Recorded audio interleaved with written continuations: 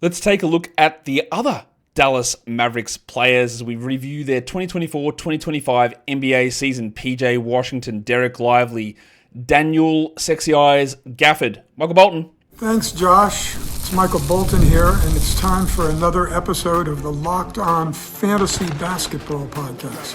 Let's get to it. Let's get to it, indeed. You are Locked On Fantasy, your daily NBA fantasy podcast. Part of the Locked On Podcast Network, your team every day. Hello and welcome to the Locked On Fantasy Basketball Podcast, brought to you by Basketball Monster. My name is Josh Lloyd and I'm one of Dexy's Midnight Runners. I'm also the lead fantasy analyst at basketballmonster.com, and today's episode is brought to you by FanDuel. Right now, new customers can get $200 in bonus bets when your first $5 bet wins. Thank you for making Locked On Fantasy Basketball your first listen every day. We are free and we are available on all platforms. So give it a thumb up, give it a double bang, leave your comments down below as per usual. We are here to talk about the Dallas Mavericks on National Coq au Vin Day. We talked about them in the show earlier when we talked about AD, we talked about Kyrie and Clay. Now we're going to talk about the younger guys on this squad. PJ Washington, Dereck Lively, Max Christie, Brandon Williams, Jaden Hardy. Is there anything there? We're going to get into talking about those guys. We might as well just start banging straight in because PJ Washington remains a conundrum. We know that he took on the mantle as the Gattuso legend from Al-Farouq Aminu. PJ Washington is sometimes maybe good and sometimes maybe shit. That is just the way that he is. Now, when he came across from Charlotte the season before in the trade, he was key, instrumental to their NBA Finals run. He had some pretty solid moments at times this season.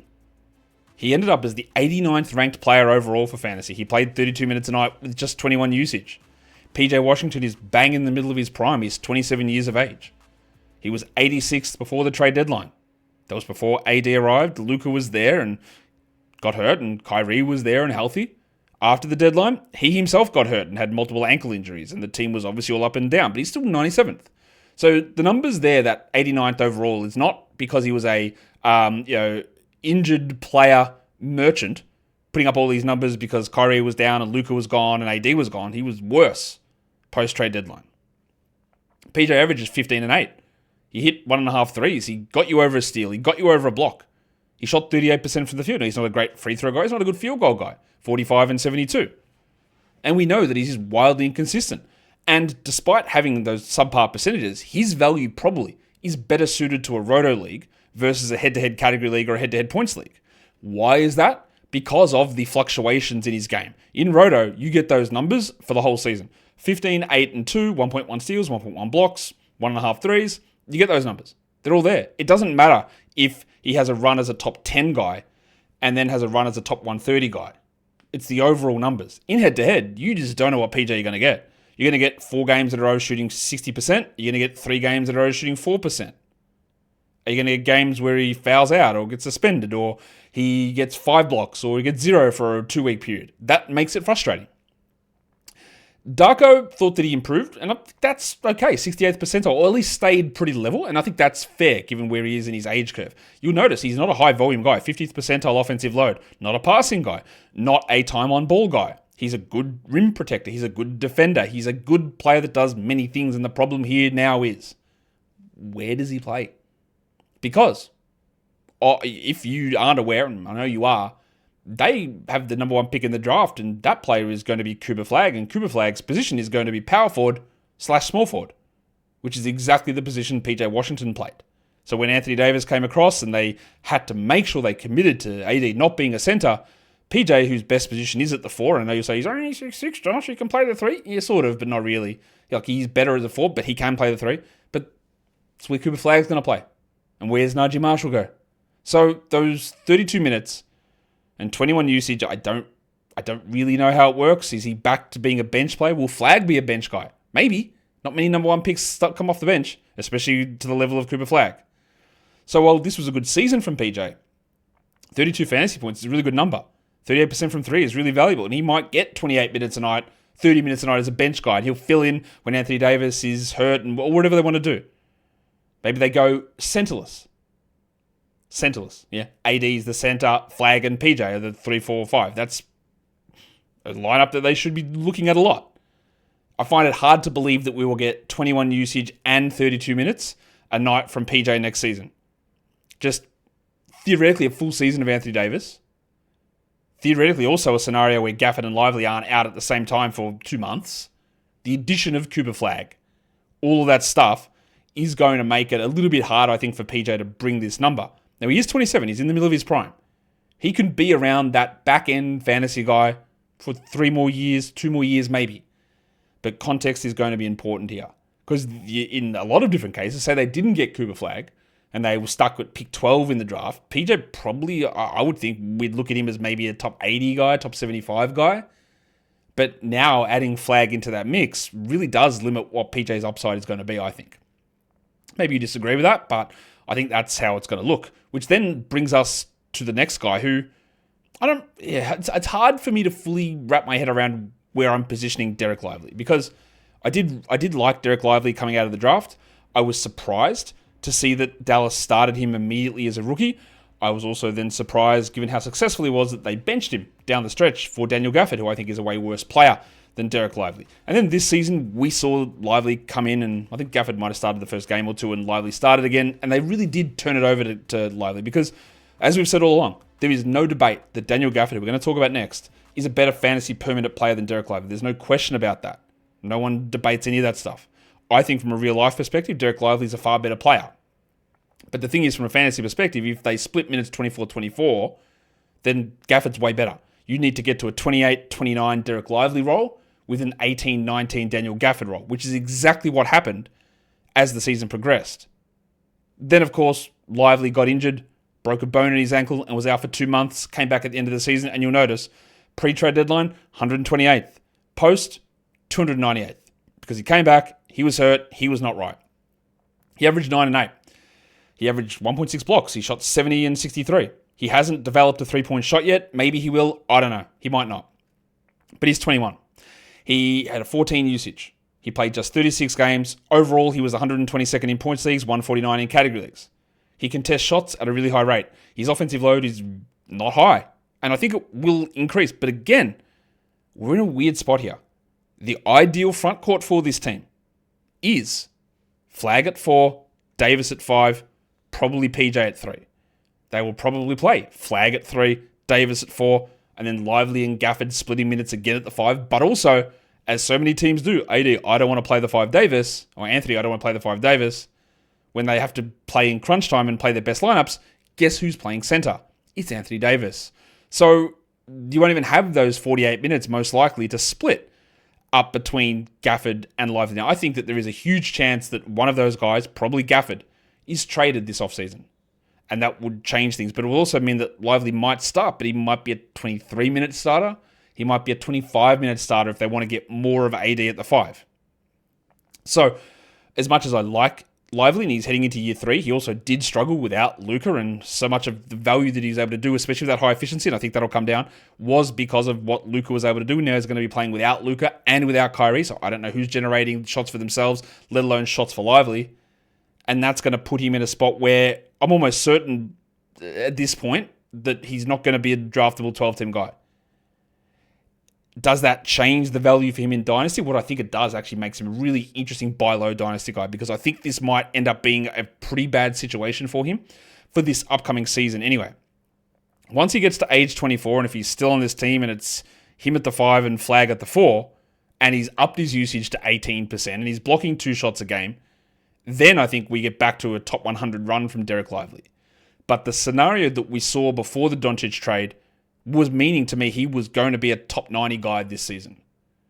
Doncic being traded, Flagg being drafted, not yet, but Flagg being drafted actually hurts Lively's overall fantasy value in the short term, I think. That could all change if they do move on from Daniel Gafford or do something along those lines. But the way things sit at the moment, you're going to have Lively, Gafford, AD at the 5. And do they go back to any small ball with Washington at the 5? I don't think they'll do any Cooper Flagg at the 5, but that's maybe something they could look into as well. And that means that those 28 minutes that Lively needs, it's going to be really hard to get them. Meaning I don't really see the upside. He's not going to be a big, he's not going to grab 22 usage all of a sudden. He's not going to be a 5 assist center pivot sort of a guy with Domantas Sabonis. He's not going to do that. Is he going to start shooting threes? I don't think so. So what are we going to get out of him? I would say that we are in for a downturn next season for Lively. And I don't like that because I like Dereck Lively and I think he is going to turn into a really good player. But I think it's going to be a temporary blip turning into something positive later on. I hope that I'm wrong on that. And we could see a big outlier development season. But like if he does start at center, that means we're just not getting any PJ Washington really, are we? His minutes are going to have to drop way off. And they probably will start him at center. And that's where we're going to get this push and pull between trying to find that right value on these guys. We will come back and we will talk Daniel Gafford. We'll talk Brandon Williams. We'll talk Jaden Hardy coming up. Before we do that, though, today's episode is brought to you by FanDuel Sportsbook. And with the conference finals, we're getting ready to wrap up. We're almost getting ready for the NBA finals. On FanDuel, you can see things every night. You can check out all of the great action, all the big performances, all the upsets, all of the big individual and team plays all through the playoffs. And with FanDuel, it's easy to stay in the game, either before tip-off or live during the game. There's the player props you can look at. They've got all their performance trends up there as well. The same game parlays you can chuck on. There's more ways than ever to play smart and to win big. If you can actually go in, watch one of these games in the Eastern Conference Finals, maybe the West. You can look at the Thunder and the Wolves, which I think this show is going to come out after Game 5 there, so that actually might be over by the time that we're looking at this, but you can live bet Game 5 in the Pacers and Knicks series, and you can combine individual player props into a live same-game parlay. You could easily do that. You could also get, if you are new to FanDuel, you can get your $200 in bonus bets if your first $5 bet wins as well. So if you are new to FanDuel, well, it's never been a better time to sign up. Head to FanDuel.com and place your first $5 bet, and if you win, you get $200 in bonus bets. Make every moment more with FanDuel, an official sports winning partner of the NBA, and don't forget to gamble responsibly. All right, we're here talking Dallas Mavericks and their 24-25 season without relitigating the horrors of the trading decisions of Nico Harrison. We're not reliving them too much. Let's get into Daniel Gafford, one of those players where a traditional 9-category ranking system will incredibly overrate what he does. Like, for example, Gafford played 57 games only last season, but according to Yahoo's 9-cat rankings in totals, he was still 106th. Bruh. 106th. Come on. Like, he was not that good, like nowhere close to that good. He played overall 22 minutes a game. But that's it. Like, if he plays 22 minutes a game, and you'll notice his Durant ranking there is 157th, because, again, I try to create the Durant ranking system to provide actual numbers that make more sense from a head-to-head league perspective versus a traditional, the old traditional rankings, which I don't think provide that correct estimation of value. That's a long-winded way of saying Yahoo ranks tell you the wrong information. But Gafford only played 22 minutes. He averaged 12 and 7. He had 1.8 blocks with 70% shooting. So why is he so good for fantasy? Look at the field goals. 1.8 blocks, 12 points a game. It didn't hurt you in your free throws, but he is realistically, there is 2 categories there that he is an above average player in. 2. Field goal percentage and blocks. Because he's below average in points. He never hits threes. Actually, that's not true. Rebounds are above average, my bad. So 3, but only slightly above average with 6.8. No assists, no steals. Bad free throws. This is not a guy that we should be getting excited about. You'll notice that Darko and Drip Delta both saw declines. Agreed completely. He did drop off this season. He still contests a lot of shots at the rim. He still can be useful in the right setting, but he is one of those players that I've talked about a lot on this show, is that in the right context, and I loved drafting Daniel Gafford when he was in Washington 2 years ago starting the season. You've got to draft this guy everywhere. He's going to have unfettered access to play 28 minutes and put up numbers. But he's not a guy where you look at, this is the thing that I've been saying, he's not a guy you look at and go, yeah, we're set. Gafford's our big center. We're good. So even if he gets traded to another team, are we going to get excited? Now, we might say he ends up somehow in Phoenix, because he would be very clearly their best center. And playing 28 minutes a night in Phoenix would probably put him as a top 60 guy at worst. At worst. But every time I believe that Daniel Gafford goes to a team, teams are going to be looking, okay, that's great, but we still need to get better. We still need to upgrade. And the way that this team is set up with Lively and with AD, how's he even playing 22 minutes a night? There'll be some of you out there who do think that Daniel Gafford's a better player than Dereck Lively. That's okay. I don't know if you're basing that off what their fantasy rankings are, because it's without question that he is a better fantasy player than Lively if their minutes are equivalent. That's without question. But real life, I would still take Lively every day of the week. Gafford can have some strong moments. He can have some good moments, and he can fit well in certain spots. But he's not a starter caliber guy on every team. He's not a guy that you anchor in as your starting guy. He is 27, so he's in the middle of his prime, same age as PJ Washington. But realistically, he's a 21-minute a night backup. I am not writing him off for this next season. I think in Dallas, it's going to be hard to do what he did last season or the year before. But he could be one of those guys that does find a way to shake loose onto a team like Phoenix, play 26 minutes a night, play 28 minutes a night, and blow us away. And then you take that value, and in Dynasty, you try to parlay it into a future asset because he would become a perennial sell high.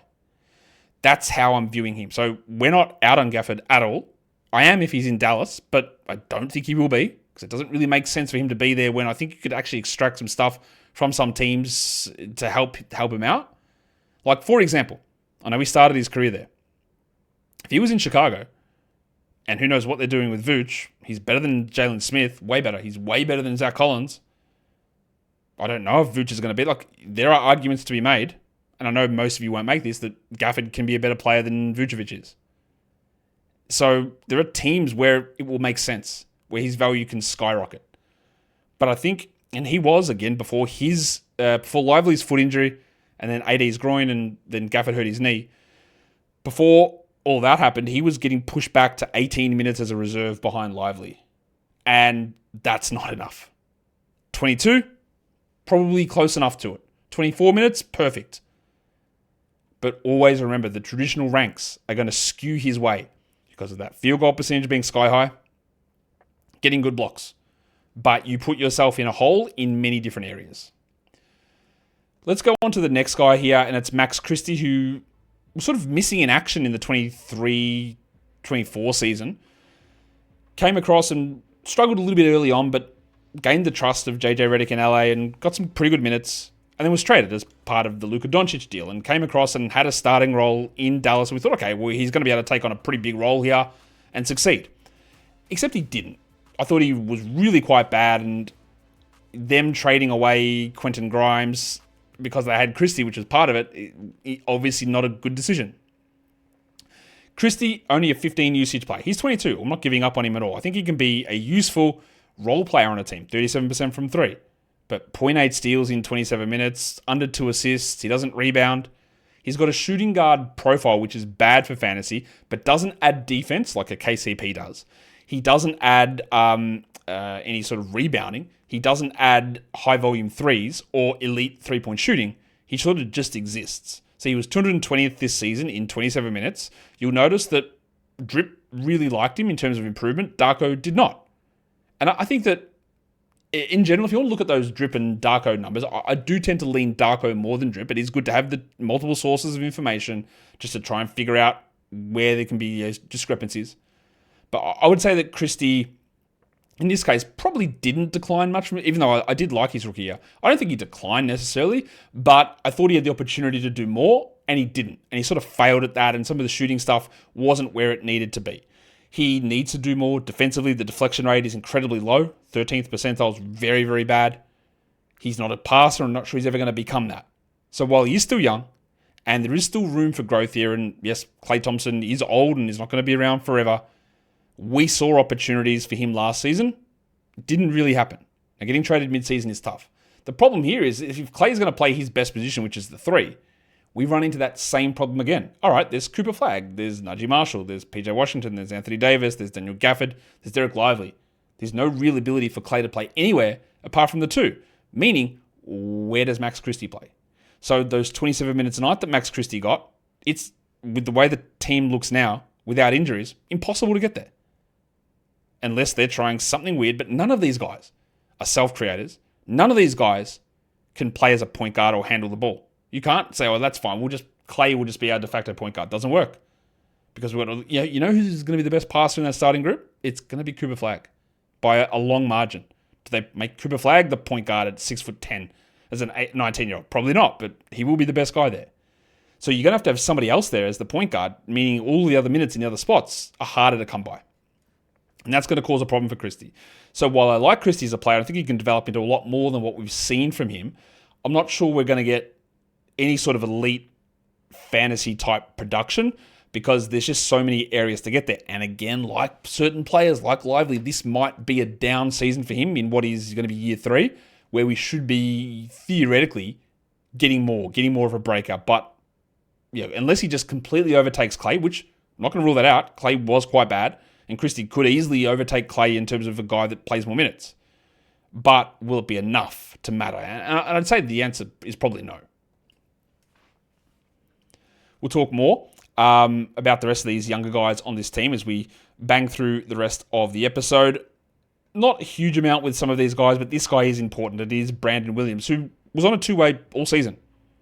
We just didn't see him play in the first half of the season. And then Luka got hurt. And Luka got traded. And then Kyrie got hurt. And they went with Spencer Dinwiddie. And then we got into the situation where Williams had limited games available to play. Then he also got hurt. But they converted his contract. It's a non-guaranteed deal, so I'm not really worried about them. They'll pick up that guarantee. There's no problems with that.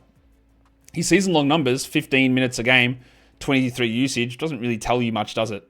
What does tell you is pre-trade deadline 442nd, post 91st. He averaged 8, 1, and 2. He shot 52 from the field and 40 from 3. So I'm going to have some level of skepticism about some of the shooting numbers. I'm a little skeptical that that maintains. But in terms of a guy that can generate his own shot, that can shoot pretty well, who gets into the paint, who finishes pretty well, there's no one else really on this team who can do that. So that 91 post-trade deadline rank, most of that came without Kyrie, still going to be the same. Most of it came without AD, won't be the same. And all of it came without Cooper Flagg. Okay, clearly not the same. But why wouldn't Brandon Williams, with the way this team currently is, remember, Dinwiddie is not on the team. Exum is not on the team. They might come back. Is Najee Marshall that guy that is going to be the minutes? Or is Brett, and again, this will change in the offseason if they do bring another point guard in. But the way things currently sit, we might get a 1-year Linsanity run from Brandon Williams where he's putting up top 70 numbers, Kyrie comes back, and he's not rosterable. He was, I thought, really impressive. He has had those moments in the past for Portland. The difference of the numbers that he put up in Portland those years ago was he was doing it on a team where it was unserious. Everyone was fake injured. They were against teams that weren't trying. Now, some of that, for Dallas, some of the teams weren't trying, but Dallas was trying. And I thought Williams was really impressive. And now we set up for a really quite interesting season that could get completely derailed if they bring in Chris Paul, for example. Could get completely derailed. But we could also have a scenario where it's Max Christie and Brandon Williams as a starting backcourt with Flagg, Davis, Lively. That's also a possible scenario for this team. I deliberately left Clay out of that. So it was an impressive run from Williams. Again, post-trade deadline basketball is tough to evaluate, not only because of your own team, but because of the opponents and what they're doing. But given the way the circumstances shake out here for Dallas, there's huge opportunities here for Brandon heading into next season. One of those other guys who was forced into larger action this season was Kessler Edwards. He does still remain on a 2-way. He's not now because he's on a restricted free agent. The 2-way's expired. They didn't convert him. They could have chosen to convert one of the 3 guys, and it was Brandon Williams they converted.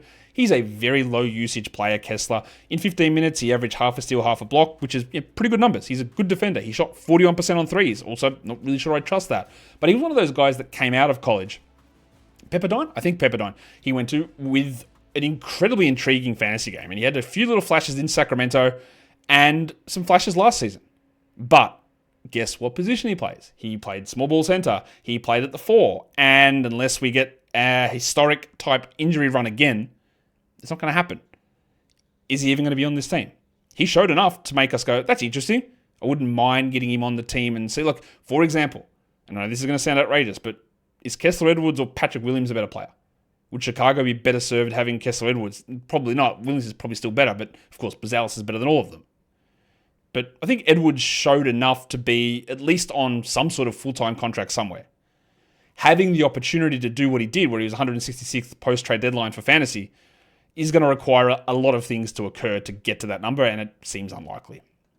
The same goes with Kai Jones, who obviously showed absolutely nothing in Charlotte. He was on the Clippers to start the year and showed nothing there again. Had mental health challenges very clearly, and I thought was done really dirty by Charlotte. Came to Dallas, and I thought played really well. But of course, got injured and had the two-way contract scenario where he just couldn't play every game. 13 usage, 12 minutes a game. He averaged 0.6 blocks in 12 minutes, which is a really good number. And you'll notice post-trade deadline, 145th ranked player, contested shots well, got good deflections. I thought he improved a lot without being a high usage guy.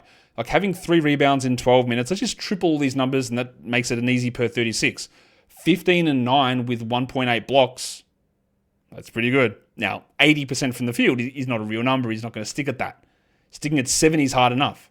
Maybe a 67% guy. That's cool. And if we knew that Kai Jones was a starter somewhere, I'd be very interested in it because he does have a game almost identical to Daniel Gafford, except he's probably a better free throw shooter and he can stretch a little bit. His overall fantasy profile is very similar. The problem is he's not on a contract for this team, and if he was to come back here, it's Davis, Lively, Gafford. Dwight Powell exists, but it doesn't really matter. But small ball PJ. Jones is a guy just to watch to see where he goes. Thought he did some pretty interesting things for the first time in his career. I'm also not convinced that he's going to be a good defender or convinced that he's a real rotation player yet. But I do think that if we were to get minutes, that 13 usage would be able to rise. And I think he can be. Like, he's obviously ridiculously athletic. And that's the block numbers. But as you get older, as you play more minutes, your block rates tend to decrease. So that's what to be careful about with him. It should have been a really big opportunity for Jaden Hardy. Luka was injured. Yep. And we've seen in the past that when Luka and Kyrie were out, Jaden Hardy would step up and play well. So Luka was injured. He should have done a little bit more. He didn't. They went with Spencer Dinwiddie and then ended up Brandon Williams. And then, of course, Kyrie gets hurt. Okay. And then, wouldn't you know it, but as seemingly per usual, Jaden Hardy got hurt at the same time. He did end up playing 16 minutes a night, and he remains an incredibly high usage player. 26 usage. But the fact that he was worse after the trade deadline for fantasy is a big red flag to me. We haven't really seen his game develop enough. I thought maybe they could get him into a little bit more passing rhythm. Didn't happen. No passing at all. Passing volume 52nd percentile. That's terrible. He should have been improving and had the opportunity this season to really step up into something larger. And didn't happen. Like 39% from 3, I like. 44% overall, not terrible. 70% from the line, yeah, obviously could be better. Half a steal, not really great. The rebound numbers, putrid. The assist numbers, putrid. 9 points in 16 minutes, not bad results there. I actually thought his offensive load would be higher, 74th percentile, because he is a high usage player, but he just doesn't pass. And while I'm not going to rule him out or write him off, that was an opportunity to stamp himself. And the fact that nobody really is considering Jaden Hardy as a replacement for Kyrie or a guy that could even challenge Clay or Max Christie shows that there just hasn't been the improvements there needs to be. Droop actually thought he got way worse this season. I think that's fair. Darko's got him 50th percentile in terms of delta. So I do think injuries obviously did hurt him this season as he was, 381st and averages 13 fantasy points. They're not good numbers, very clearly. There's an opening. There's an opening at guard. If he can work on being a full-time point guard, I don't think it'll happen because I think his passing's that bad. There's an opportunity here. The thing that I will say with him, though, is that when you go down this roster, who can create their own shot? Look, I think Cooper Flagg will be able to do that. Anthony Davis sort of can, but also not really. Who can create for themselves and others? Again, it's going to be Cooper, but Clay, no. Max Christie, no. Brandon Williams, yeah, sure. Dinwiddie doesn't really create for himself. Like Hardy's he's a name to remember.